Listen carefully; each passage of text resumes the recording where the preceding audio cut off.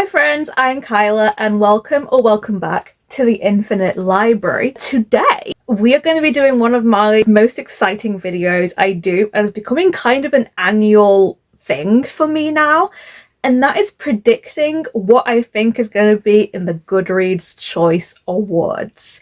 So as always, I do this a little bit early, so some of these are predictions on what I think could be in there, and they're books that I've either just released or they're not actually out yet, but I'm kind of basing this off just what I've been seeing around, what I've been seeing talked about, what I know is usually popular in the Choice Awards, and having a look at the kind of the reviews, the ratings, what is getting talked about a lot in the Goodreads articles. The news articles are very clear sometimes about which books it seems to want to promote. So that is what I base this off of. As always, I'm probably going to be completely wrong in some of these. There was some curveballs that got through at me last year that I wasn't expecting to show up. Sometimes the genres can be a little bit confusing, which book fits into what genre.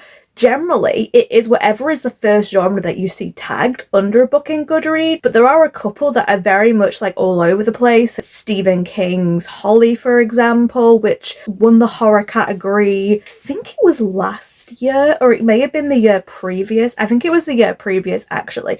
And that was very much more of a mystery thriller rather than it being a horror, but because Stephen King is generally always known for doing horror, he gets put in the horror category.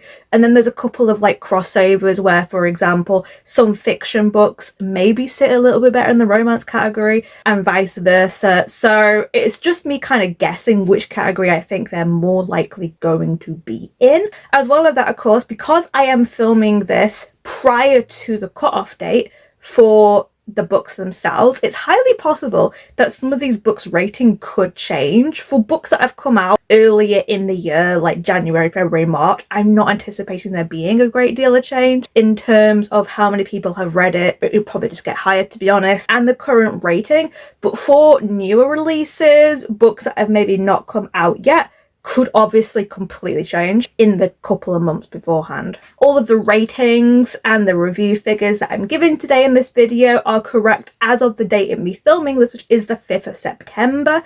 Goodreads Awards don't start until the beginning of November. I think it's around the 10th or 11th of November or something is when it starts, and the cutoff date is a couple of days before that. It changes a little bit every year, but it's roughly, I want to say, around that time. So yeah, all these are correct as of the time of me filming this. Probably not going to be correct by the time we actually get to the Goodreads one. That is the disclaimer. So I'll also say as well, as another disclaimer, there are certain categories, certain genres I just know better than others. I am never going to be able to give very good recommendations of what I think is going to be in the non-fiction category, for example. I'm quite up on what YA fantasy is out, but not so much YA fiction. A lot of it is just from me seeing what is popular and what I've been seeing talked about. So just before we get going then, in me actually giving my official lists of what I think is going to be in the genre categories, I'll very briefly just go over the rules for inclusion in the Goodreads Choice Awards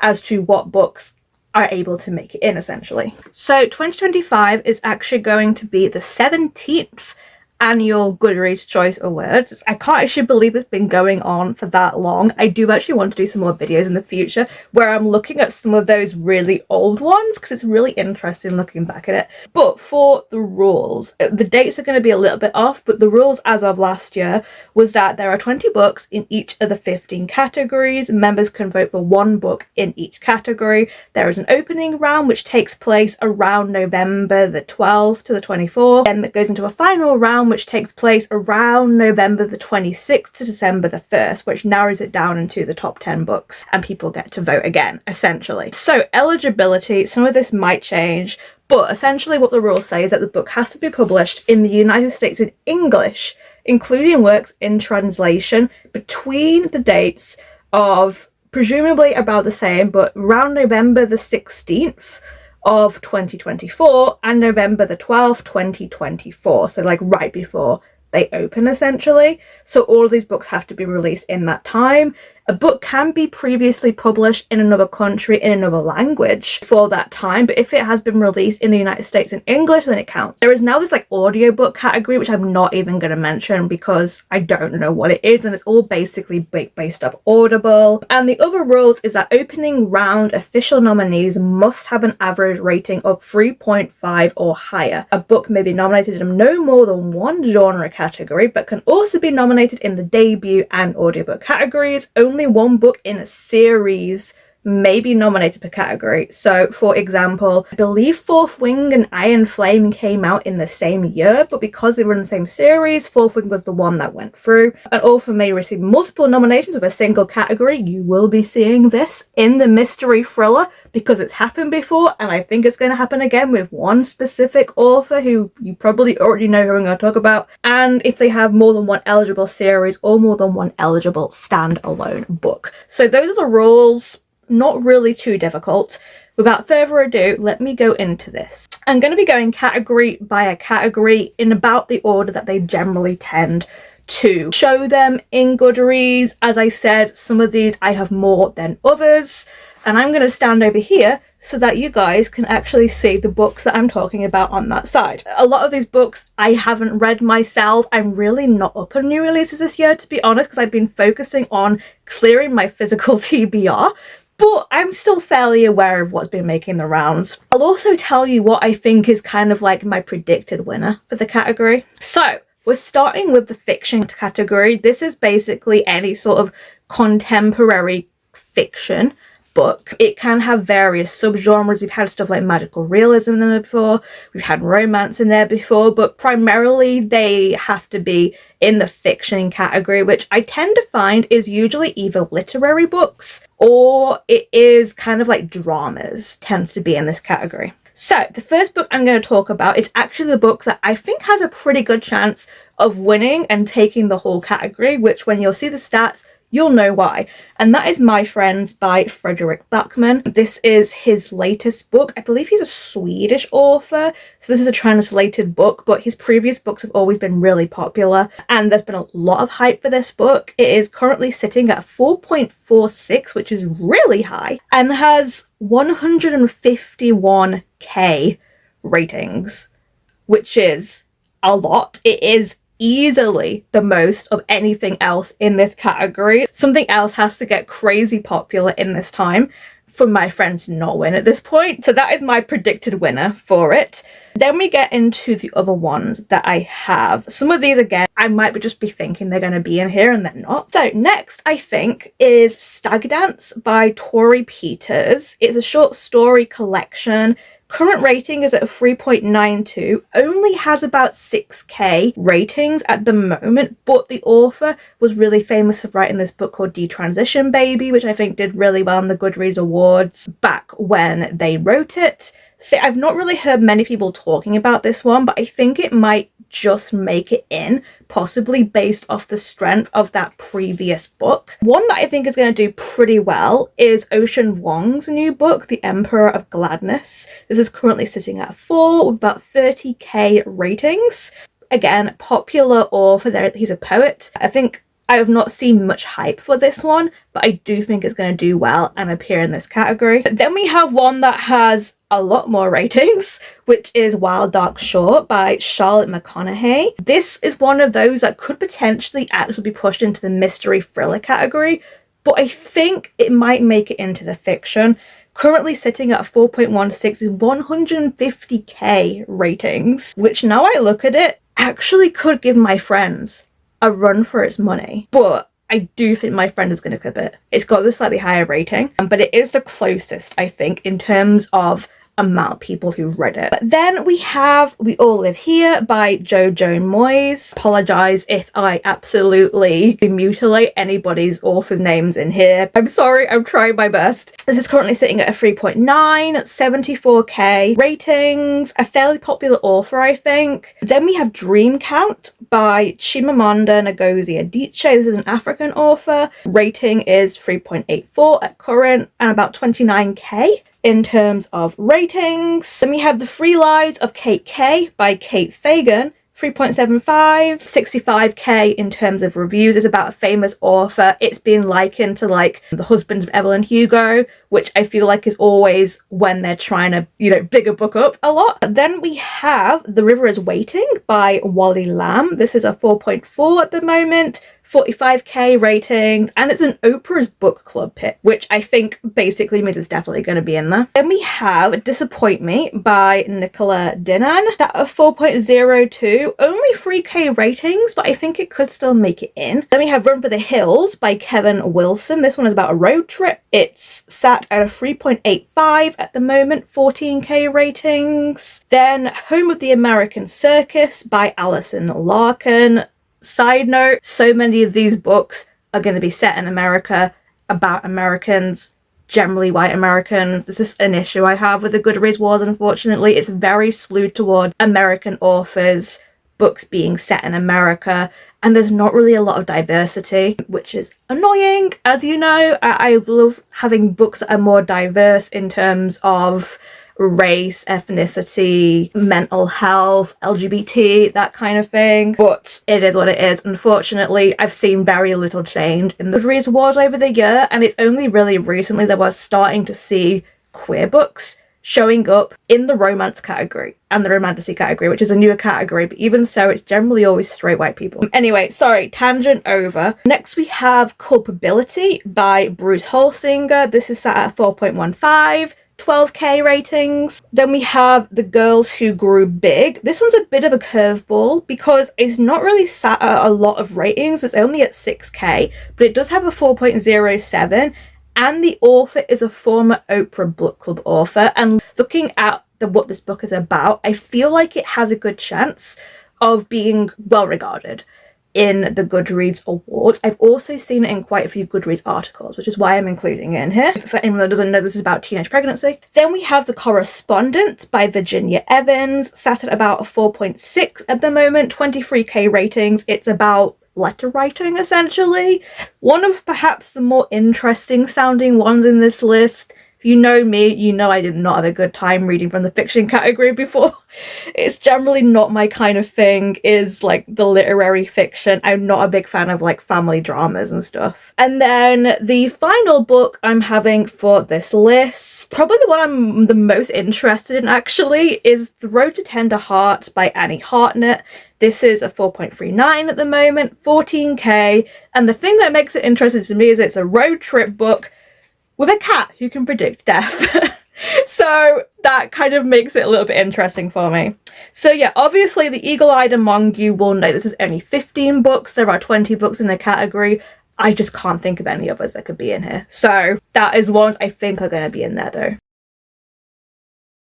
Moving on to the next category, historical fiction. Another one I was kind of struggling with. I tend to see a lot of the same types of historical fiction book coming up in this award. It's usually like World War One, World War Two books set in Europe. Tends to be a lot of what we see in this category, which it all looks very samey to me. I've gotten about 9 books I think for this category, and these are ones that I think may show up in it, but I'm sure there's a lot of other kind of World War books that I've never heard of that will appear in there. Historical fiction is always a bit of a grey area for me. I really don't know what's popular. And what I do think is popular though, however, and may win because the amount of ratings is ridiculous, is the new book by Taylor Jenkins Reid, Atmosphere. This is sat at a 4.38 currently, and 321k. No other books in this category are anywhere close to that. So I think that is probably going to be very close to winning. Actually, I'm wrong, sorry.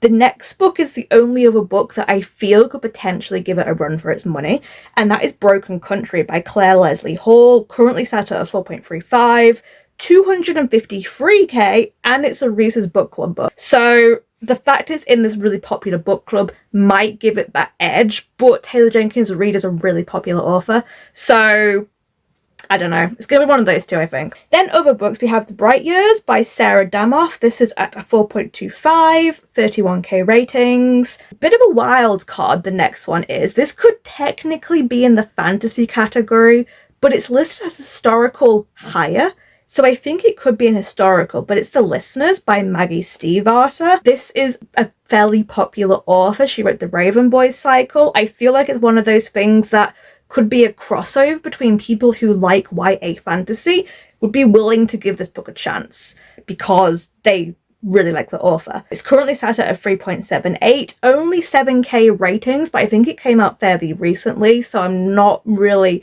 putting the ratings as a big deal at the moment for that. Then we have The Names by Florence Knapp. This is a 4.16, 67k at the moment, and it's a read with Jenna book club, so same for Broken Country. Book club books I think tend to get hype. Then we have Good Dirt by Charmaine Wilkerson. This is sat at a 4.02, 42k ratings at the moment. It's the author of Black Cake, which I know was also quite a popular book, so that's why I'm putting this on here. Then we have Iola by Allegra Goodman, sat at a 4.02, 50k ratings, a book I've heard nobody talking about at all, but it has 50k ratings, so I feel like that alone is enough for me to put it into this list. Then we have What Kind of Paradise by Janelle Brown. This is set at a 4.15, 21k ratings.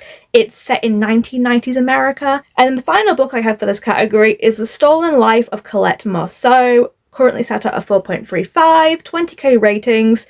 World War II in Paris, you know the drill. The kind of historical fiction book I'm expected to see in this category. So that's all I have for the historical fiction category. The next two categories are, I think, two of the most highly rated categories that we see in Goodreads, by which I mean the amount of people reading it as opposed to the rating itself. These are the ones that get really big numbers on Goodreads. Of course, the first of these categories I'm going to be talking about is the mystery and thriller category, and I have two potential books that I think could take the win for this one. They both have historically done really well. I think in mystery thrillers, established authors tend to do really well in this category, and these two authors in particular I'm pretty sure have won the Goodreads awards at least once, maybe more than once in some of their cases. So the first book, which I think could potentially take the win, is an author you know I'm not very fond of. I've tried her books before. I really don't like her style very much, but she's very easy to read. She's very popcorn style, and her books are insanely popular.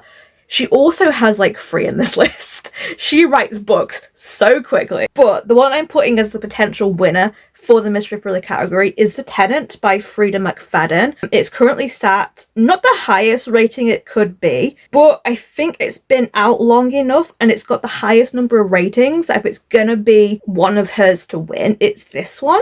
So yeah, The Tenant by Frida McFadden, currently sat at a 3.84, 385k reviews. Insane. 385k ratings.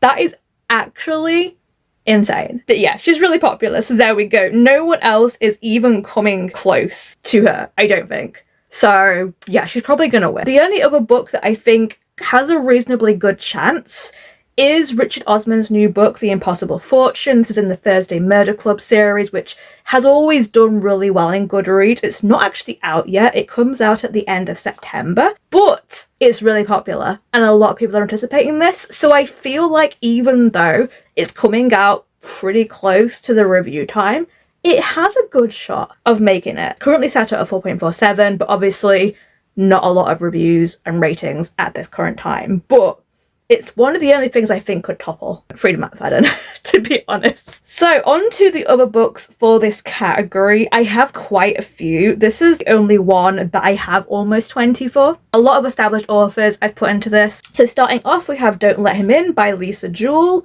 This is a 3.78, 73k ratings. She's done pretty well in the past. She's come pretty high to the top, I think, in the past. We have This Book Will Bury Me by Ashley Winstead, one of the lower rated ones. It's sat at a 3.65, 19k ratings, but Ashley Winstead is a pretty popular author. Then we have one that, to be honest, could end up not making it and end up being thrown out of the competition altogether, but it's the new Ruth Ware book.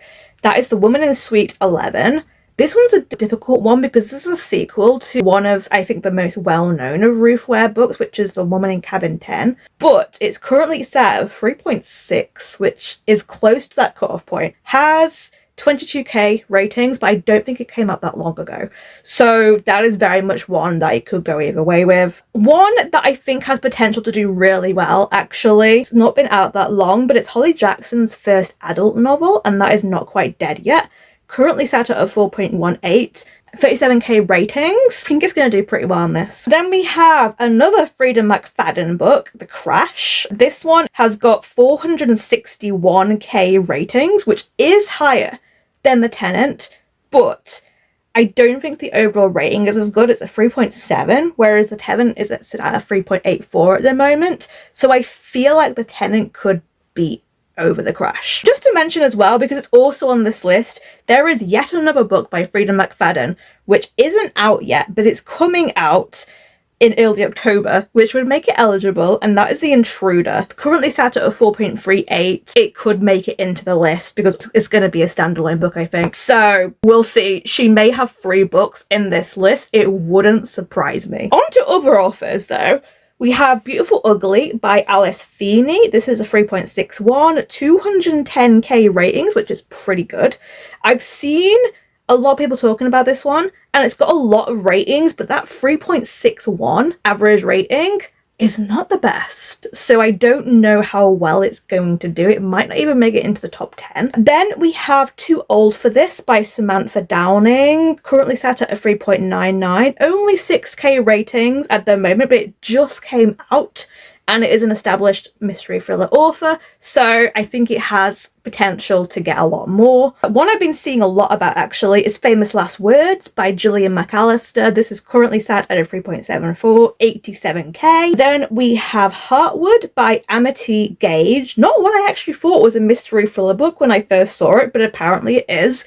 Currently sat at a 3.96, 46k read, and it's a Read with Jenna book club book, which I think will probably mean it makes it into at least one of these categories. We have The Perfect Divorce by Geneva Rose, 4.04, 162k ratings. I've heard no one talking about this, but with that many ratings, I'd be surprised if it doesn't make it onto this list. Then we have The Missing Half by Ashley Flowers, currently sat at 3.85, 66k ratings. One that I've seen around a lot, it may have just come out, is The Ghostwriter by Julia Clark. This is sat at a 4.1 at the moment, 36k ratings. Then we have someone who I was surprised to see in the mystery thriller category because I thought he was a sci-fi writer, but it's John Mars's new book, You Killed Me First. Sat at a 3.98, 70k ratings. Again, we're seeing an author who's kind of cross-genre here. So some sci-fi readers of his might check out this book because it's in the mystery thriller category. From what I gather, a lot of his sci-fi is kind of mystery thriller-ish anyway. It's just that I think this one is not actually a sci-fi. Then we have So Far Gone by Jess Walter. This is set at a 4.02.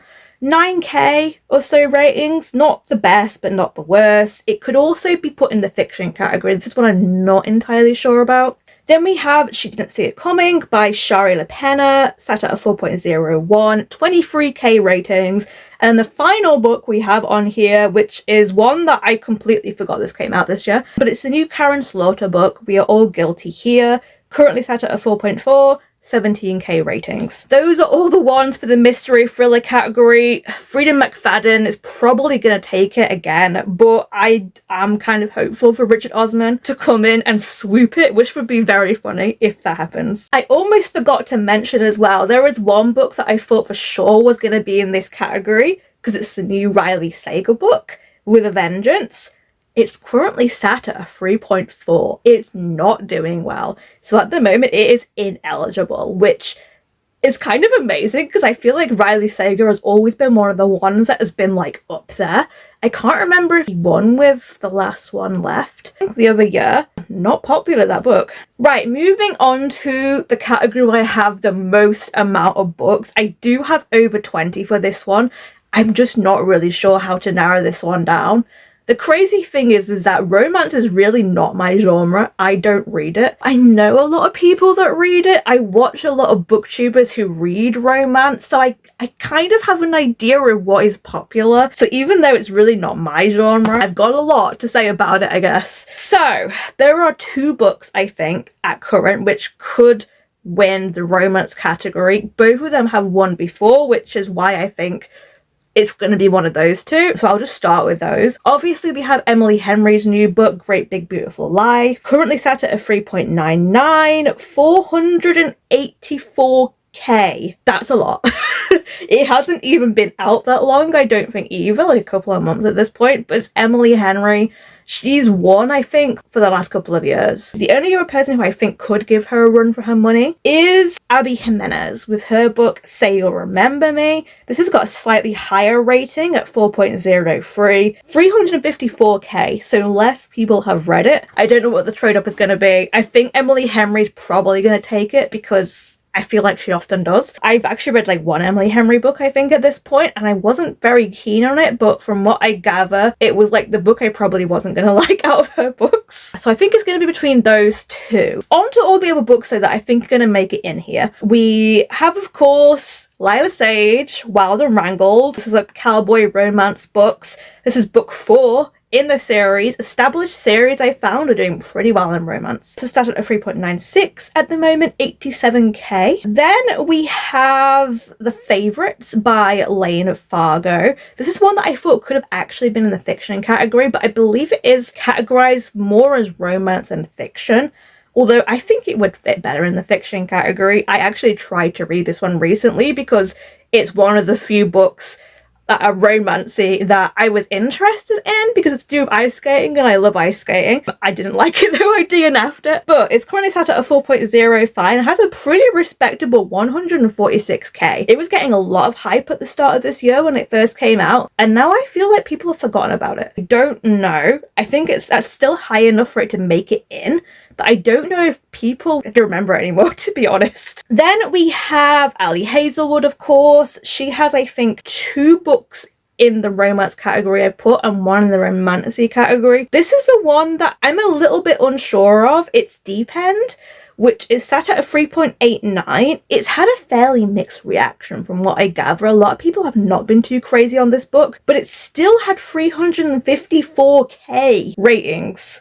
So I think it's still enough to get it in there. I realised though, I said Wild and Wrangled by Lila Sage. She also had Lost and Lassoed, which I think came out this year. I think it's in the same series, which would mean only one of those is eligible. If that's the case, I think this one is going to be the one that makes it in. It's sat at a 4.2, which is higher than Wild and Wrangled and a lot more ratings. It has 132k ratings. I guess Wild and Wrangled is probably not going to make it. Then we have one that could go either ways. Elsie Silver, she writes these like sports romance books in a series. Book 3 is out. Book 4 is coming out early September, but I don't know if that's going to be enough to make it. So we have Wild Side, which is book 3. This one is already out. Currently sat at a 4.19, 180k ratings. Her new book is Wild Card. I think the one that's come out earlier is going to be the one that makes it through though. Next we have First Time Caller by B.K. Borison.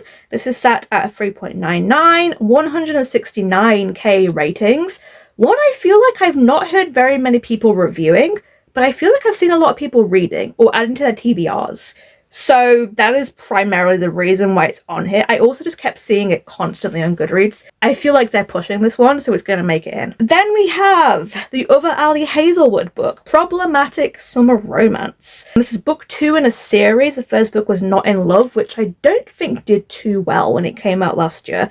But it sat at a 3.9, 186k, and Ali Hazelwood is just a really popular author. Like, her books have won before. So I feel like even though I've not heard too many people necessarily enjoying both of these Ali Hazelwood books, I think they're both still going to make it into the romance category. Then we have The Strawberry Patch Pancake House by Laurie Gilmore. This is an established series, like The Pumpkin Spice Cafe was the first book. She writes all these like cozy romances set in this small town. I love the titles of all of these books and I love the covers so much. They're all so cute, but I think I tried to read the first one and had to get DNF like really early in because it was not for me. She is writing a fantasy though, which I'm kind of interested in. Established series, currently sat at a 3.9, 76k ratings. It's been in the Goodreads awards before, so I think it's probably going to make it. Then we have Anna Huang's new book, King of Envy. This is book 5 in a series. It's like a billionaire romance thing.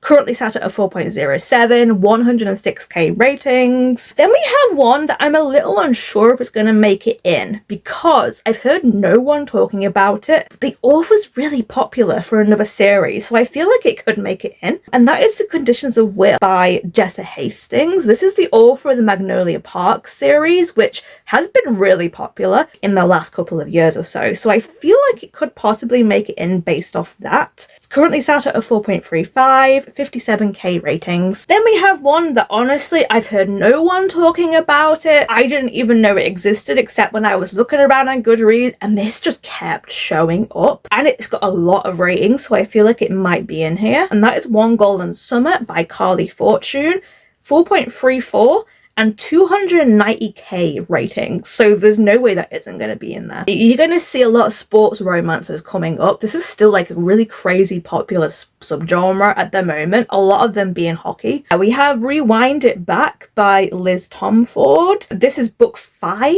in a series called Windy City. A series, as I say, do well. Sequels tend to do better than the first books in a series. 4.49 rating, 170k reviews. Then we have one that isn't as popular, but been in these awards before, so I feel like it's possible she's going to make it in again. But that Sounds Like Love by Ashley Poston. Heard no one talking about this book, but I know Ashley Poston is popular, so I think that still gives it a good chance to make it in. Currently sat at a 3.95, 33k, one of the smaller amounts, so again, one that just may not make it. Then we have another sports romance. This is Gloves Off by Stephanie Archer. Not one I've heard of, but it's book 4 in an established series. Currently sat at a 4.29, 38k ratings. Then we have The Love Haters by Catherine Center. This is currently sat at a 3.82, 69k ratings. Then we have These Summer Storms by Sarah McLean. 3.84, 43k-ish ratings, a decent number. Then we have another one that I've not really heard many people talking about, but it's really highly rated, and that is Till Summer Do Us Part by Megan Quinn. Currently sat at a 4.02, 125k in terms of ratings. And then the last 3 are ones that I'm not really sure if they're going to make it on or not, but they've been pretty popular, or at least the authors are very popular, so I'm putting them in here as potentials as well. So we have Releasing 10 by Chloe Walsh. That's like the Binding series or something. This is book 6 in the series. It's another sports romance, really high rating at 4.56 and 63k ratings. Then we have one that I actually also forgot about, but I know the first book, Lights Out, was really popular. This is a sequel called Caught Up by Nevessa Allen. It's a dark romance. Currently set at a 3.79, 133k ratings though, which is pretty good. And the last one that I wanted to get into this list because all these other romances have been white, straight people basically, but this author has been able to make it in here before, and it's Kennedy Ryan. Her new book, Can't Get Enough, currently sat at a 4.42, very high rating, 21k, so not as much as some of the others, but this is more of a, I would like this to make it in here, just so we get some more diversity. I've not read Kennedy Ryan, but she's actually one I do want to read because I've heard her books are really good. And again, anything that's not white straight people is great. I mean, this is still straight people, but at least it's not white people. And then I had one other book that I was considering because this author's book had been in the awards before, like this series has been in the awards before, but it's The Charlie Method by Elle Kennedy. Her other books have been in here. I can't remember what they're called, but they've been in other awards, but it's currently sat at exactly 3.5, and I feel like that's too risky, so I don't think it's going to make it. On to a category next that I feel like I at least have more interest in than the romance category, because it's more in my wheelhouse, but also it's very hit and miss for me, and that is the Romantasy category. Again, I have quite a few for this one. I think I've got over 20 books. This is one I'm never sure about because I feel like there are so many KU free books that do really well in this category, and they're ones I've just not heard of because I don't have KU. But I've listed a couple, and there are 3 books I think that could potentially win this category. One of them is probably going to take it just looking at the amount of ratings it has, but I think the other 2 have like a really good chance to get up there. And a book that I think is probably going to win though, which has the most ratings than any other book in this entire list of books I'm giving you in this video today, is of course Onyx Storm by Rebecca Yarros. This is the 3rd book in like the Empyrean series. First book was Fourth Wing. I've really not heard good things about this book, but established series, Fourth Wing did really well. It won the Romantasy category, and I was surprised how well it's done on Goodreads because I didn't think it was that popular, and I've not heard that many people talking about it, but it's sat at 4.21, over 1 million K in ratings. That is absolutely insane. I have not seen another book in here hit over that million. The most we've had is like 350K or something. Knocked it out of the water. Absolutely crazy. So I feel like that means it's probably going to win, but if any books are gonna potentially give it a run for its money, it's this next 2. So first we have The Night and the Moth by Rachel Gillig, currently sat at a 4.34, 100K ratings. It hasn't been out that long, so I feel like it could get better, but I feel like I've been hearing like a lot of love for this book, and Rachel Gillig is a really established author. She wrote One Dark Window, Two Twisted Crown. She wrote that series, which was really popular and kind of like a booktube darling, so I think that has a good chance. And the other book I think may have a good chance is Shield of Sparrows by Devney Perry. This is sat at a 4.42, 168K, so pretty decent. I think these are like some of the highest rated ones in there. They could potentially give Onyx Storm a run for its money. Probably not, but you never know. On to the other books though that I think are going to be in this category. This first one I don't know about.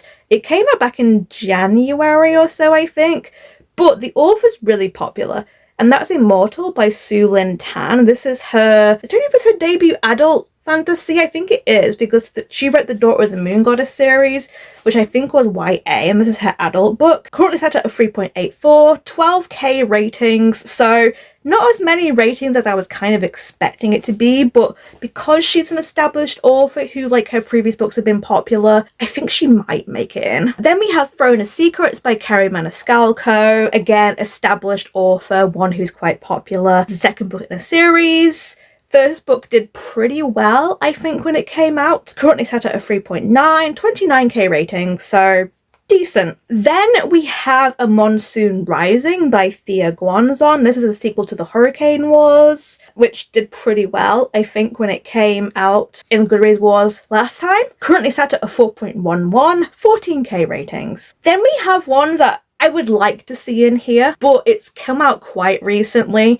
And even though the first book is very beloved, so this book took quite a long time to release, and I don't know if that means people have just forgotten about it, unfortunately, but it is A Witch's Guide to Magical Innkeeping by Sangu Mandana.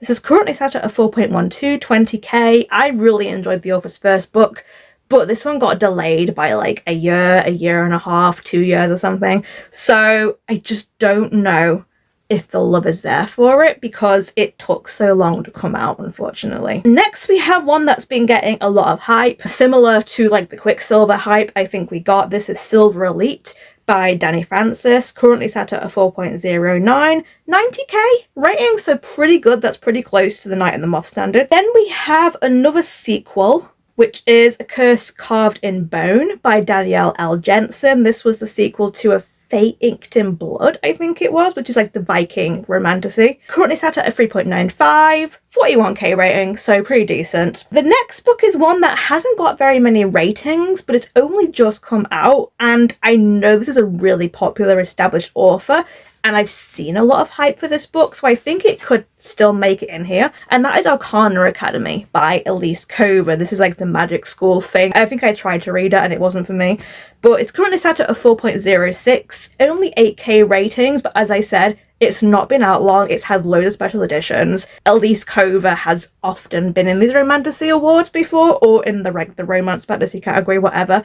She's very popular. So I think it could still make it in here. Then we have another sequel. This is Enchanter by Kaylee Smith. She wrote the gothic-y Romantasy that did pretty well, I think, last year. I've forgotten what it's called, but this book, it's currently sat at a 4.33, 88k ratings. Then we have one that, if I'm being honest, I'm a little sad to see on this list, because if you know the problematic stuff to do with this book, you know, but it is Rose in Chains by Julie Soto, an author who you often saw in the romance category in past years. So I feel, again, we've got the cross-genre popularity here of romance fans potentially coming over to read this book. Currently sat at a 4.23, 30k ratings. Then we have, of course, because she always makes it onto these lists, Carissa Broadbent's new book. This is a book in a series. I can't even remember which book it is. I think this is like the Serpent and the Wings of Night series or something. But it is The Fallen and the Kiss of Dusk. Currently sat at a 4.11, 16k ratings. Probably going to get higher. I don't think it's been out super long. Then we have a book that is the third in a series that has been in all the other awards, so there's no reason why it won't be in this one, to be honest, and that's Accomplice to the Villain by Hannah Nicole Memoir.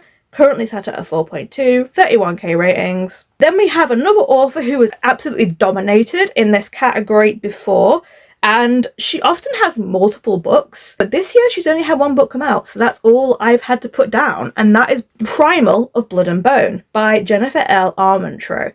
It's not actually out yet, but it comes out the end of September, which means that it's gonna be liable, and it's a really popular series. I think this is like the Blood and Ash series or something, and this is the latest book in it, so I feel like it's gonna get a lot of hype. A lot of these actual next books are books that are not out yet, but they're ones that I've been seeing hype for, and I just think they're probably going to make it in, regardless of them only being out like a month before Choice Awards starts. So next we have Thief of Night by Holly Black. This is a sequel to that book. I've forgotten what it is again. Not a book I've read yet, as you can tell. Comes out the end of September. Then we have another book that is unfortunately problematic because the same reasons as the Julie Soto book is Alchemized by Sen Lin Yu. This is coming out at the end of September. Then we have a sequel from Ali Hazelwood, of course, and that is Mate. Her book Bride did pretty well last year. This is a sequel to it, coming out early October. Then we have a bit of a wild card one. I don't know if it's going to make it in here or not, but it's Stephanie Garber's new book, which is called Alchemy of Secrets, coming out in October. She's a pretty established author, so she couldn't make it into this. Then we've got another B.K. Borison book, actually, who was in the romance category, you may have seen, but I've just been seeing this one around a lot, so I feel like it might make it in, and it's got a really cute cover, which I think makes people want to pick it up, and that is Good Spirits, coming out in October, although it's a Christmas book from what I believe. And then the final three books I've got, we have The Night Prince by Lauren Palfreyman, which is a sequel to this book that I've been seeing doing the rounds a lot this year, which is like The Wolf King, I think. I've not heard about this book, but the fact that I've been seeing a lot of hype for the first book in the series makes me think this one could make it in. It's currently set at a 4.38, 37k ratings. Then we have Diabound by Sable Sorensen, 4.36, 43k ratings, so pretty decent. And then the last book, which is one that I don't know if it's going to make it, because I feel like I've seen a lot of fuss about it, but it's not got many ratings. And that is A Fate Forged in Fire by Hazel McBride. Currently sat at a 3.74, only 3k ratings though, so it just might not make that cutoff point. To be honest, I just don't know if it's high enough, but I feel like I've seen a lot of people talking about it. Okay, finally we're going on to one of the categories, which is usually my favourite, but I'll be honest, I don't really know what releases are out this year that's going to make it into this category, which is really unusual. So this is a fantasy category, of course. I'm usually very up on this, but I don't know, all this cross-genre category we've got going on with the romantasy, with the YA fantasy, really makes it a little bit sketchy for me nowadays to know what's going to be in here. I feel like a lot of the time, the books I see in these category recently have just been what's been in special edition book boxes by Illumicrate and Fairy Loot, so I don't know if that's like a good barometer for what is popular or not anymore. So I still have not quite 20 books, but almost 20 books, but I just feel like I don't know the fantasy genre new releases as well as I used to. So I feel a lot less confident about this category, which is really weird because it should be like the category I know the best. We'll start this off, of course, with what I think is probably going to win. I think it's between two books. I do think one is going to beat it out, and that is probably going to be Wind and Truth by Brandon Sanderson. This has been a very highly anticipated book. I think this is the Stormlight Archive series. I'm not too sure. I have read some Brandon Sanderson, but not this series. I'm like really behind in my getting to Brandon Sanderson stuff. But yeah, the only thing that I think could go against this is the fact that this came out quite a while ago at this point. I believe it came out in December last year, or it may even have been November. It just missed the Goodreads Choice Awards cut-off for last year. It really just depends if it's stuck in people's memory. It's got a really high rating, 4.38, and 109k. I think it's the highest amount of ratings that there is in these fantasy category picks, but I just don't know if the recency bias is going to catch it. And if it does, I think that book is going to be Bury Our Bones in the Midnight Soil by V.E. Schwab.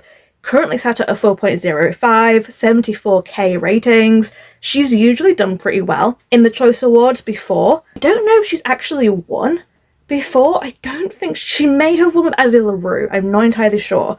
But if anyone is going to beat Brandon Sanderson, I think it might be her, just because, again, this book has had the level of hype that Wind of Truth has, and it's more recent. So yeah, those are the two that I'm pitting against each other as potential winners of the fantasy category. I have actually read Bury Our Bones in the Midnight Soil, and I really enjoyed it. I really like V. Schwab's writing, so that's like a plus for me. It wasn't my favourite book of the year though, I will say. I think I gave it like a 4.5. It's not quite a 5-star for me, but I did really enjoy it. But again, I feel like it's a lot less mainstream of a fantasy pick. Whereas Brandon Sanderson, I think, is a very mainstream fantasy pick, which again could make more people vote for it. So yeah, I don't know, we'll see, I guess. But yeah, those are the two that I think have the best chance of winning. In terms of other books, we have Emily Wilde's Compendium of Lost Tales by Heather Fawcett. This is the third and final book in the Emily Wilde series. Pretty sure both books have done pretty well in the Choice Awards before. 4.11 rating, 40k, came out a while ago now, so I think it's pretty established enough to be able to be in these awards. Another book that I think could also potentially be up there in the very top of the category is R.F. Kuang's new book, of course, Catabasis. This has come out not that long ago at all at this point, so it's only got 8k ratings, but a lot of people are reading this, and it's just come out, so I'm ignoring the ratings a little bit in this one. It is currently set at a 4.02, and people seem to be liking it, is the vibe I've been getting from people. Obviously as well, R.F. Kuang is a very established author. Her book Yellowface, which was literary fiction, did win when it was in that year. So again, she has the cross-genre appeal that people outside of the fantasy genre may pick up her book. And next we have a sequel. Sequels always do well in the fantasy category as well. And this is For Ruined Realms by Mike Hoyland. I think it was like 5 Broken Blades, which was in the Goodreads Awards last year. It's currently set at a 4.06, 12k ratings. Not amazing, but I think enough to get into the category. Then a book which actually I've not been hearing good things about, so I almost wasn't even going to put it in this category, but it still has a lot of reviews and it had a lot of hype, so I feel like that could let it be in this category basically, and that is Watermoon by Samantha Soto Yambo. Currently sat at a 3.78, 33k ratings.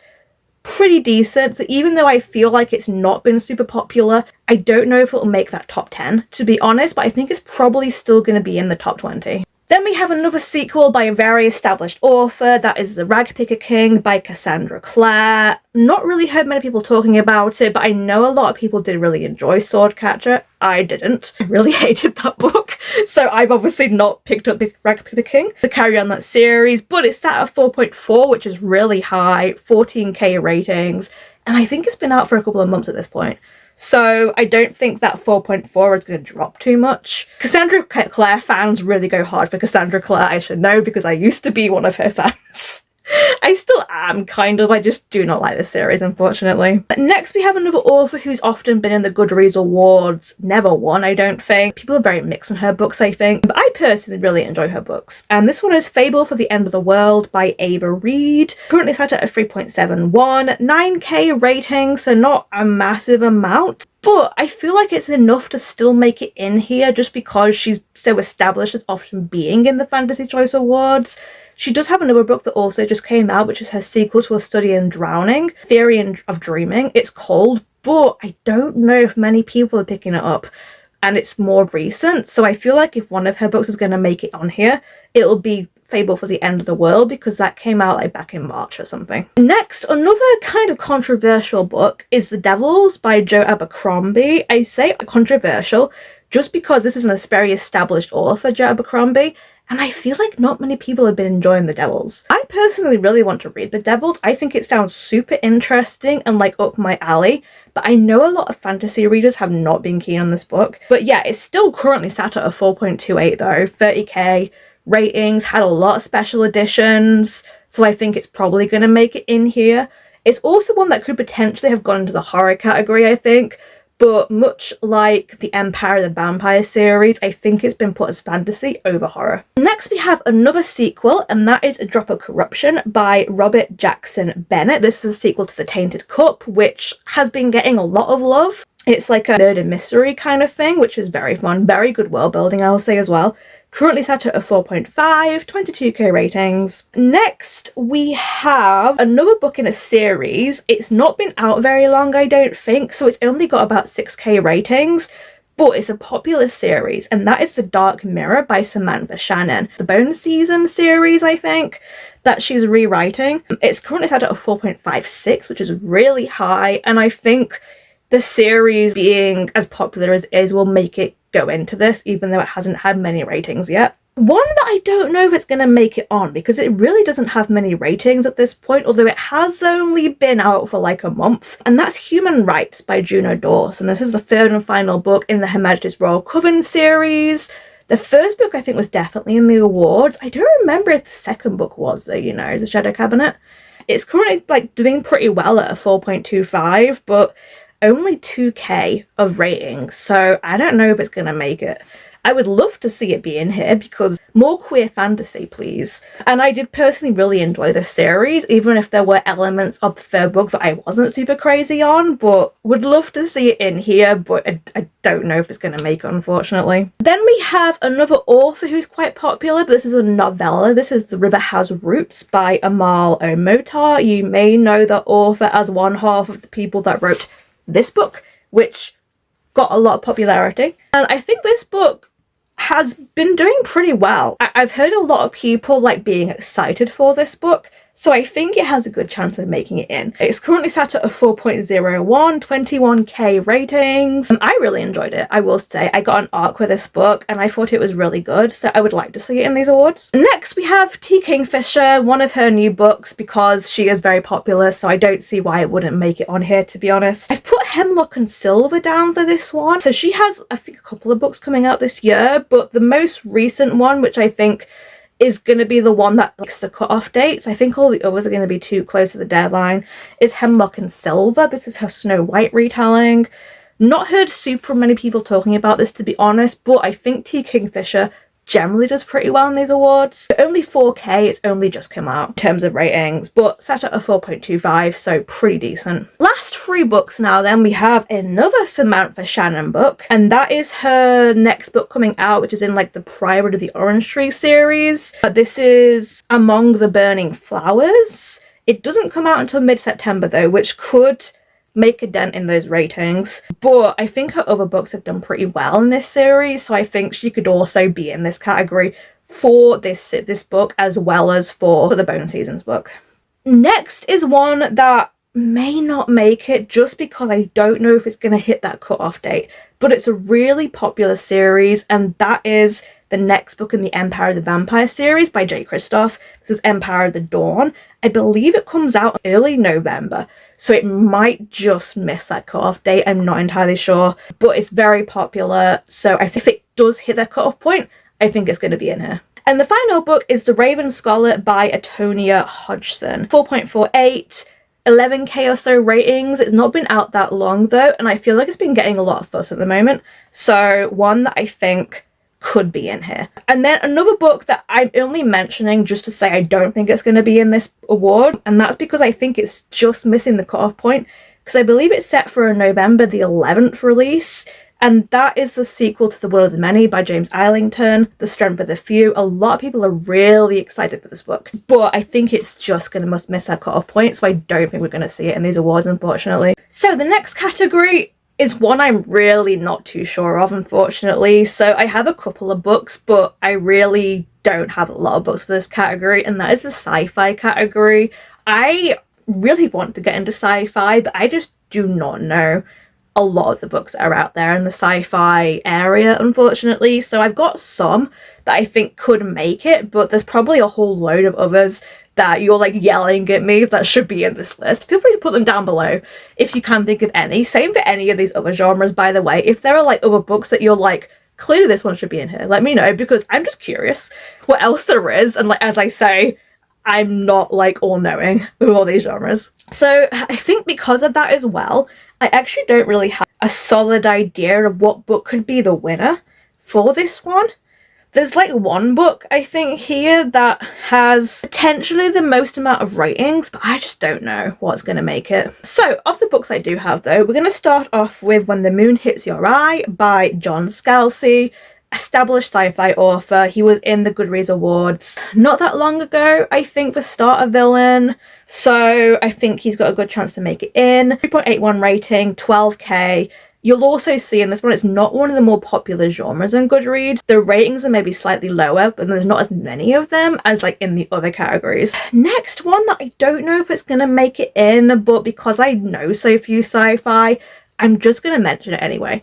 And that is Overgrowth by Mira Grant. Currently sat at only a 3.61, only 2k ratings, but it's had special editions. Mira Grant, I believe, is Sean Maguire, who was quite a famous fantasy author.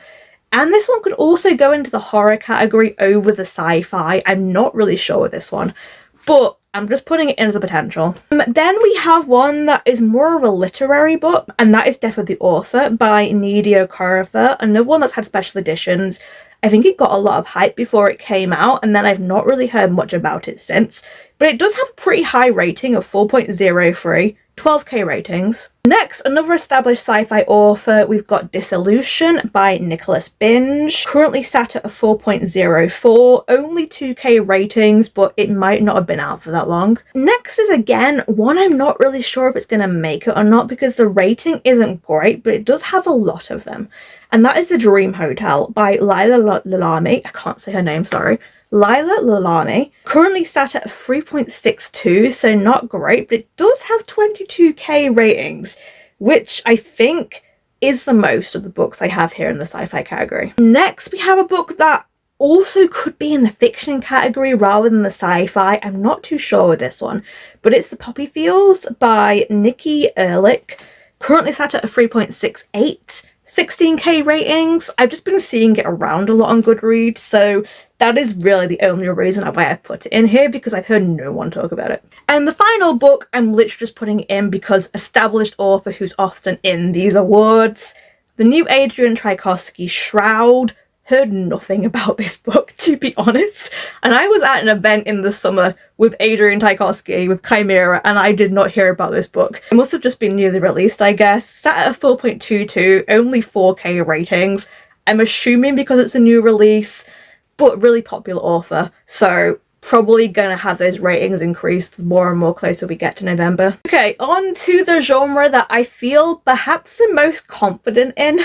Weirdly, next to the romance genre, I have 19 books for this one, and it's the horror genre. The one that I guess I feel the best about at the moment, to be honest. So there are 3 books in this one that I think have the potential to win. It's probably going to be one of them yet again, because this author often wins when he's in there, but I'm going to put these other 2 up as potential ones that could sneak in and get the prize. So the one that has a high likelihood of winning is the new Stephen King book, of course. This is Never Flinch. It's only just released, but it's at a 3.87 and 39k ratings at the moment, so pretty decent. I'm personally not really bothered about this book because I don't really enjoy the Holly Gibney books. These are more, to me, mystery thriller books than they are horror books. So that is kind of like my only complaint really about Stephen King being in here. It's because of that. And I would personally rather see one of the authors take this one, even though I still do enjoy Stephen King. I just don't enjoy the series. So the other books I think could take it, we have the new Grady Hendrix book, which is Witchcraft for Wayward Girls. Sat at a 3.95, 79k ratings. It has obviously been out since like March, I think, so it's had a lot more time to get those ratings. But it is currently doing better than Never Flinch. I personally did really enjoy this book. This is like my second favourite Grady Hendrix book. So I would be very happy if this one won, to be honest. And then the other book that I think has a fairly good chance is the new Stephen Graham Jones book, The Buffalo Hunter. This is an Indigenous vampire horror novel. Currently got a really high rating, 4.09, only at 19k, but I think it still has a good chance because very established author, and I've been hearing really good things about this book. So those are the ones I think have the biggest likelihood to win. On to the other books, however, though. We have Hungerstone by Kat Dunn. This is a Carmilla retelling. Currently sat at a 3.95, 16k ratings. And the next two are ones I don't know if they're going to make it in because the average rating could be better. But we have Victorian Psycho by Virginia Fito. This is currently at a 3.57, so very close to that cutoff point. 26k ratings, and I just feel like I've heard a lot of people talking about it. And that's why I'm not discounting it, because I feel like it's had a lot of fuss. I personally wasn't a big fan of this book. I DNF'd it. It was just too gross for me, unfortunately. It wasn't my type of horror. But I think it's had enough appeal that it could just make it in, despite that not great average rating. Similarly, The Staircase in the Woods by Chuck Wendig. It sat at a 3.6, which isn't great. 12k ratings, but it hasn't been out too long. But Chuck Wendig is a really established author, so I feel like that alone might just let him get into the category. The next book is one I'm not entirely sure of, to be honest. This is kind of like got a bit of a question mark next to it. But it is The Unworthy by Augustina Bazterrica. The reason why I'm not sure about it is that it was actually first published in 2023, is what I can see on Goodreads. But I don't know if that's in America in English. I think that it may have had a different release in the past, because it's generally been released in 2025. So I don't quite know. Someone please fact check me if they know what the deal is with this book. But if it does make it in, it's sat at a 3.66, so not great, but it does have 31k ratings. Maybe because it was been out for longer, which is highly possible, but I feel like it could make it in. Next, a book that has been doing pretty well is Bat Eater by Kylie Lee Baker. I actually read this book and it was really good. I enjoyed it. It sat at a 4.14, which is really good. 18k ratings. I've heard no one say a bad thing about this book, so I think it's highly likely it could be in here. Another one that I've been hearing a lot of people talking about is When the Wolf Comes Home by Nat Cassidy. Currently sat at a 4.19, 13k. I think Nat Cassidy is like an established horror author. I think like I've seen a lot of people like reading this for book clubs and stuff. So I think that's why it could make it in here. Then one that hasn't got a lot of ratings, but I think because it's an established author, I'm putting it in here. And that is Senseless by Ronald Malfi. Currently sat at a 3.89, only 1k ratings, but I also don't think it's been out too long. You'll see this with horror books. A lot of horror books don't have great ratings, to be honest, but they can still be really popular. So the next one is definitely a case in point in that, and that is The Starving Saints by Caitlin Starling. I know she's quite an established horror author. Pretty sure she's been in the awards before, but her book is currently sat at a 3.68, 5k ratings. Not too bad. I think it might only just come out as well, which may account for how few ratings there are. Another one that I've been seeing around is Blood on Her Tongue by Joanna Van Heen. Love the cover for this one, by the way. Really want to read it. It's currently set at a 3.83, 8k ratings. Next we have How to Survive a Horror Story by Mallory Arnold. 3.63, 2k ratings. Just been hearing about it a lot, which is why it's on here. Next we have Chuck Tingle's new horror book, Lucky Day. 4.09, 1k ratings, but it's only just come out, so I'm taking that with a pinch of salt at the moment. I'm pretty sure Bury Your Gaze did pretty well last year, and I think Camp Damascus may have also been in the Goodreads award, so I think Lucky Day is probably going to make it in as well. Next one that I was a bit unsure about putting on here because I feel like it's not had great love, but it's Shy Girl by Mia Bollard, currently sat at a 3.84, only 2k ratings, but I just feel like I've heard people talking about it, not necessarily in a good way, but I keep hearing people talk about it, so for notoriety's sake, I'm putting it in here. Then we have We Live Here Now by Sarah Pinborough, currently set at a 3.74, 8k ratings. Then we have The Lamb by Lucy Rose, currently set at a 3.82, 17k ratings, which is pretty decent. I'm not going to talk about the debut author category, by the way, but this book is one I would see being in the debut author category. And then the next two books are ones that don't have very many ratings yet because they've either just released or they're going to release nearer to the time, but I'm including them. The first one is The Possession of Alba Diaz by Isabel Cañas, established author in the horror field, I believe. Currently set at a 4.1 rating, only 1k at the moment, but just released. I think it's going to do well. And the last book is We Weren't Meant to Be Human by Andrew Joseph Wright. He has previously only written YA horror. They're all queer as well, and I think he's done pretty well in that field.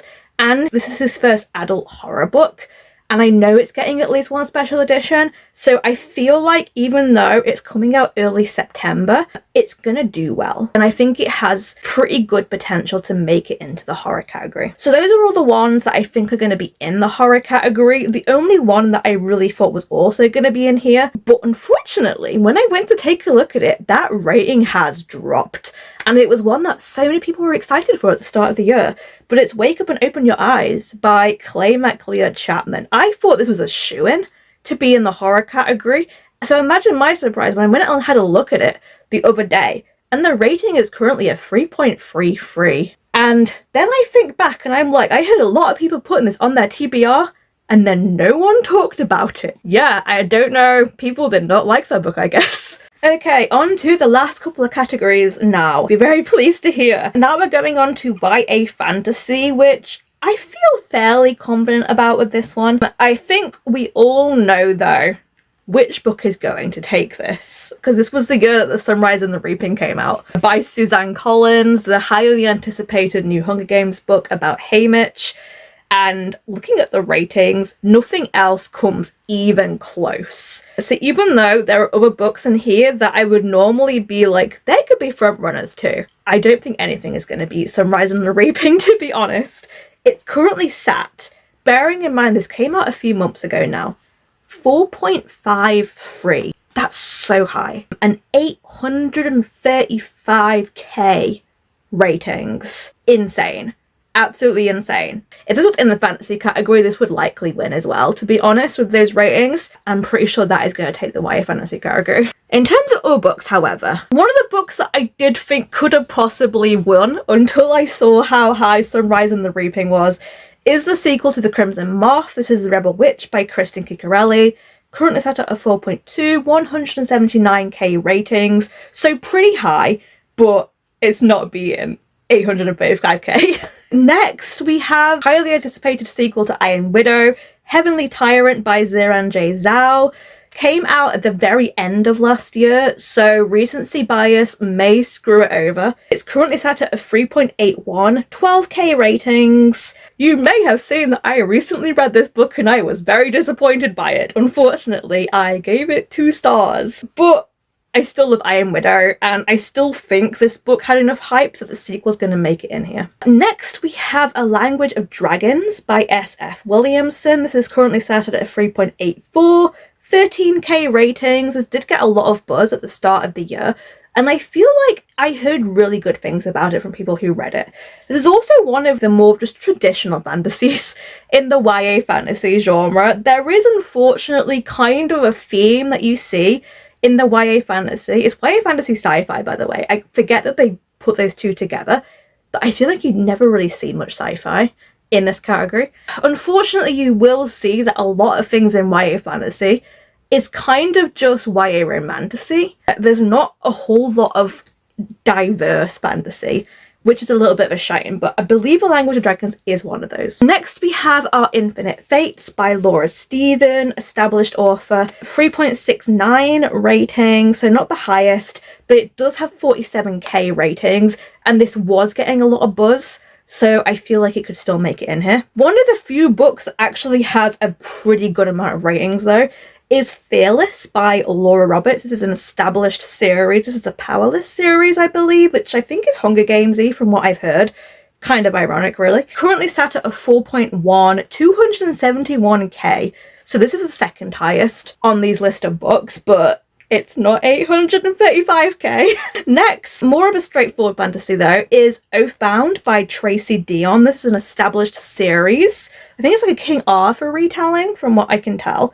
Also, something I'll mention, YA fantasy, in fact, YA fantasy and YA fiction does so much better in terms of racial diversity than the traditional fantasy romance categories.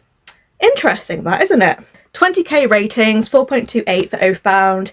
Think it's going to be in here. Pretty popular series from what I gather. Then we have Watch Me by Tahira Mafi. This is a fairly established series, like the Shatter Me series, which I think has been going for a while now, and this is maybe just a new book in their series, but it's got a 4.28 rating and 44k ratings, so pretty good, I think. But next is one that I'm kind of just hoping is going to make it onto this list. The author was in here last year with Don't Let the Forest In, but this book doesn't come out until late October, so it might just not get enough ratings, unfortunately. But it's Hazelthorn by C.G. Drews. This is, I believe, a queer horror, much like their first book is. So one I'm very excited for personally, because I love Don't Let the Forest In, but I think it could potentially make it in here. Next, we have A Beautiful Evil by B. Fitzgerald. It's only just released, but this is a kind of an established author that specializes in writing Greek mythology retellings, and I think her books have always done pretty well in these awards,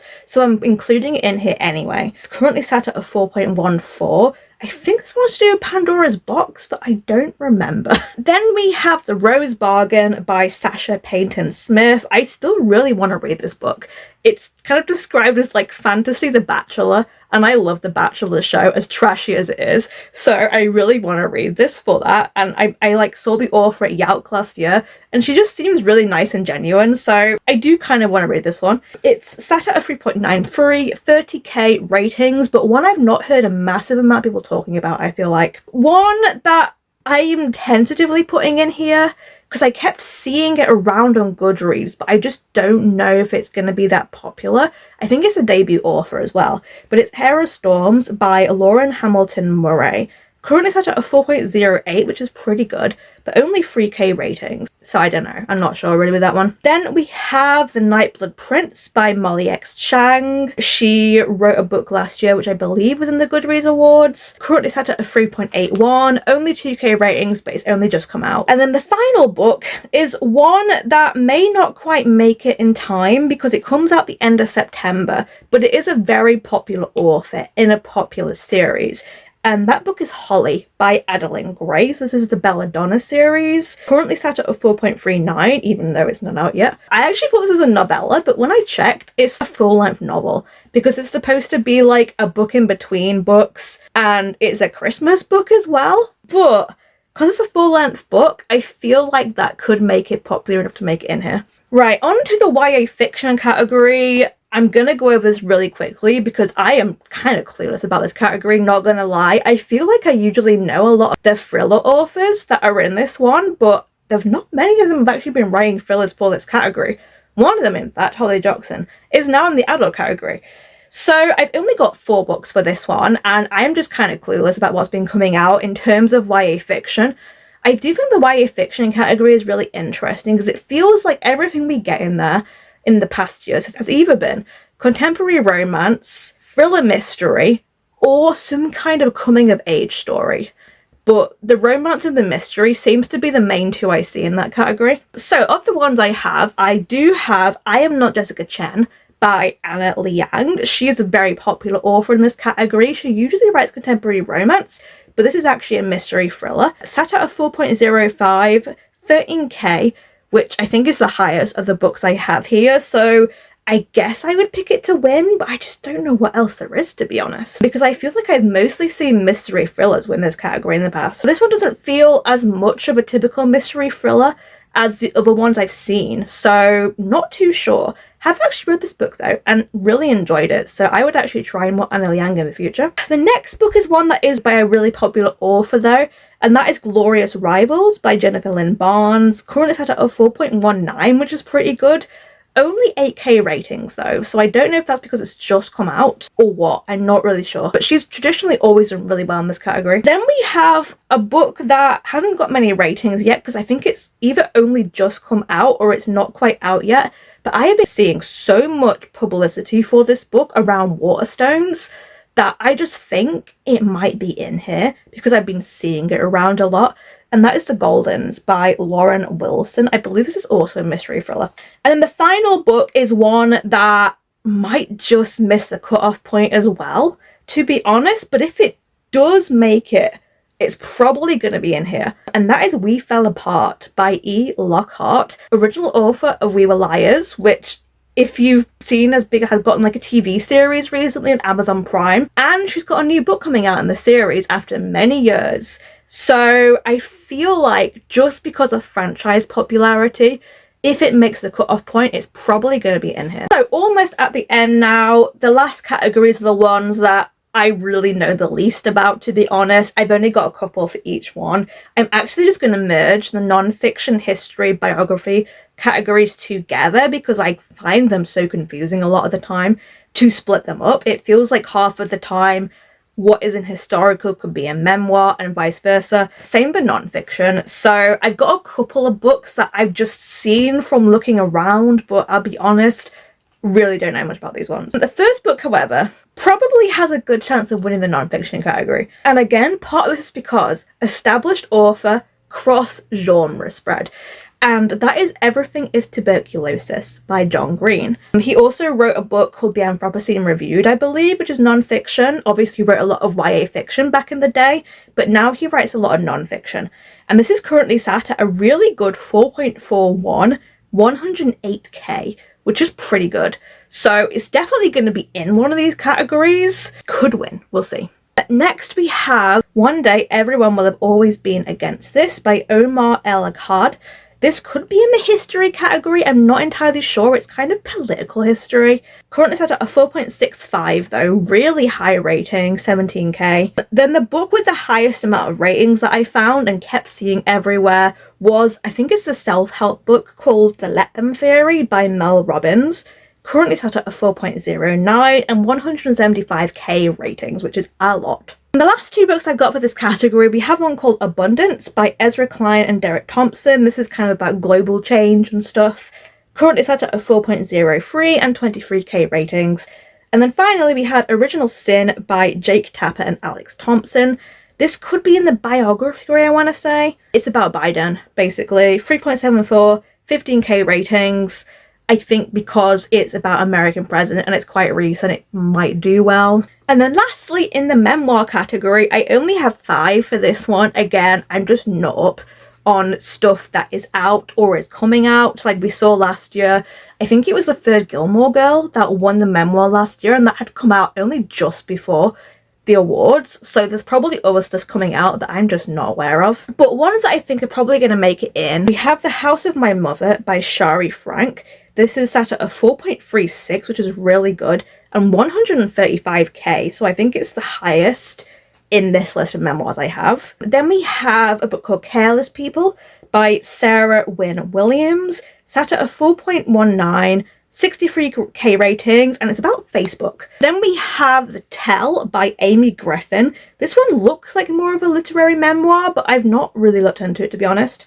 Sat at a 4.05 at the moment, 37k ratings. Then we have a newly released memoir that I don't know if it's going to be popular or not, but because it's kind of a famous political figure, I'm just going to include it. And that is Frankly by Nicola Sturgeon, who was obviously the Scottish leader. 4.33, only just released, so not a lot of ratings to really write home about. But I think just because of popularity, it might make it. And then the only other celebrity memoir, I guess, I have on this list is My Next Breath by Jeremy Renner, currently set at a 4.25, 17k ratings. And with that, I have done all the categories that I can think of. Obviously, I've missed off the debut category just because I'm not super aware of debut authors. I've missed the audiobook category if they choose to continue that one again, because it's very heavily Audible biased and I don't really use Audible. But yeah, those I think are what books are probably going to be appearing in the Goodreads Choice Awards. Feel free to let me know down below any other books that you think could be really good contenders. I'm always super interested in finding out what books are going to be in here, as you can tell because I do these prediction videos. I just think it's really fun, and I'm like a real nerd for stats and stuff, so I just find it really fun to compile these lists together. I'll probably be doing another video once the Goodreads Award, like the first round, actually comes out, just to react and see how correct I was. But until next time, I guess, stay safe, stay cozy, and I'll see you in the next video. Bye!